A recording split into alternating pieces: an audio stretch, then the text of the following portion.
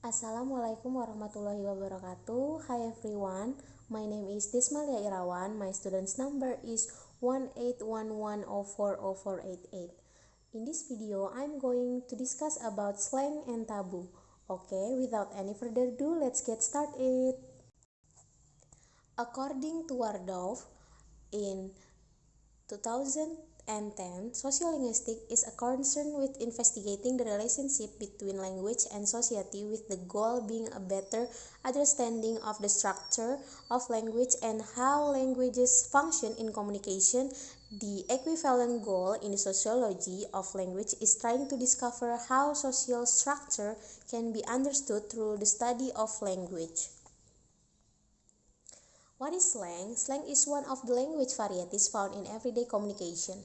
Slang is the informal language used between people in the same social group in certain situations that begin to be used in widespread way. Slang contains many obscene and offensive words and praise. It also has many expressions that are acceptable in informal communication or situation.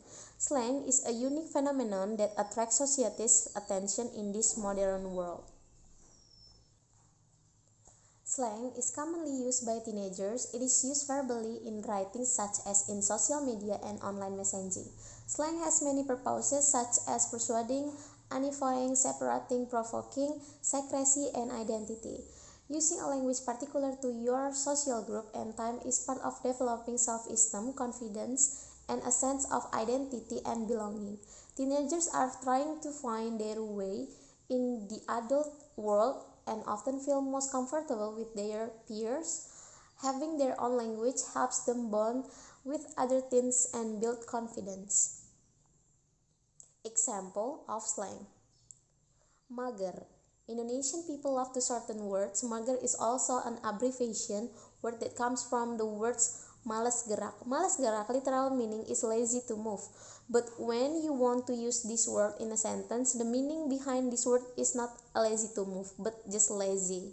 Yes, instead of saying males, which is the literal meaning of the word lazy, Indonesian people use the word mager more. Next, we have baper, another abbreviation Indonesian slang word the locals regularly use is baper. Coming from the words bawa perasaan, baper is a word to describe the feeling of sensitiveness. Baper can also be used when you want to describe someone who easily gets fluttered, angry, and sad. Usually, people in Indonesia would say that they are lagi baper when they feel that their emotions are easily affected by their surroundings. Next, we have mabar. Mabar is main bareng, a term that has the English equivalent of let's play together. It's broadly used in the gaming community such as ML, Mobile Legends, where a person usually invites one person or more to play game together in online. Next, we have nongkrong. This Indonesian slang is usually used by teenagers who want to hang out with their friends or just talking about random things in the cafe or every cozy places. There is no specific purposes for this activity, just for fun and kill time together. If you are feeling bored and need someone to talk to, you can ask your friend for nongkrong. And the last one, we have curhat, curahan hati. The moment when you need to talk with someone you trust, talking about your problems, your experience, or when you just broke up with your boyfriend or girlfriend. People usually need to share their story or need some advice from your friend. We call it curhat. What is taboo? Every society there are things which are believed to be not appropriate if spoken on public occasion.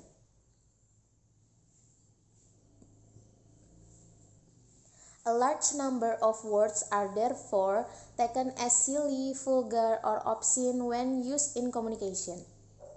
These words are taboos. According to Wardorf in 2000, taboo is the prohibition or avoidance in any society of behavior believed to be harmful to its member in that it would cause them anxiety, embarrassment, or shame.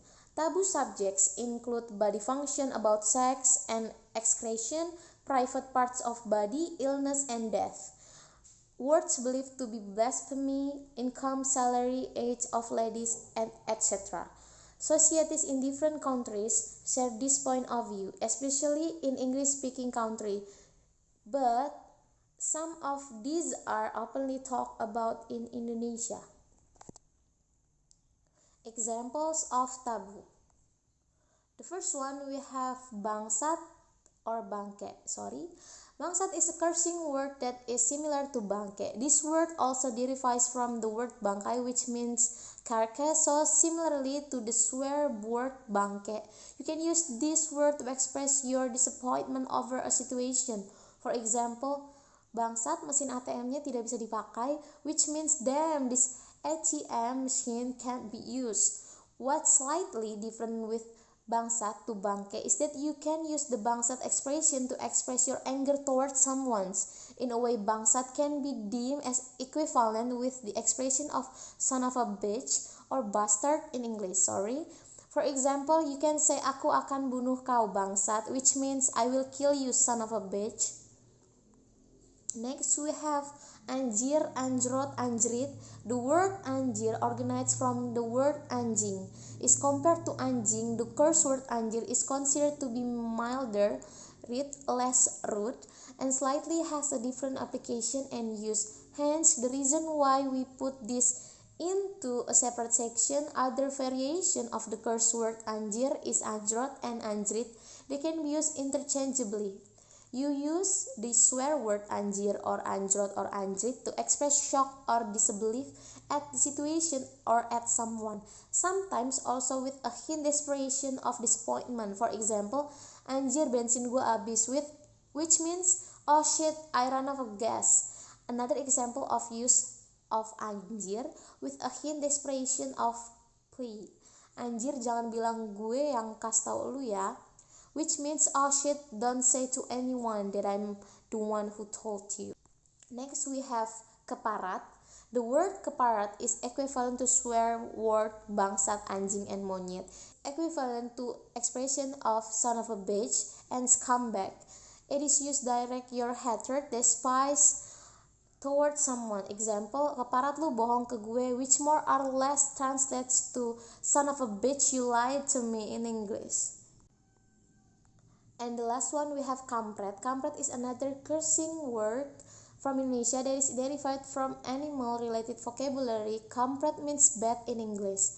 When you look up in Indonesia dictionary, you will find that another word for bad in Indonesia is kelelawar. Somehow, when cursing Indonesia, will use the version of kampret instead of kelelawar. Using the kelelawar is unheard of. You use this expression when you feel annoyed that something happened to you. So by category, this cursing word is also considered mild or not as profound as the rest of the list. Okay, that's all my discussion about slang and taboo. Thanks for watching. Wassalamualaikum warahmatullahi wabarakatuh.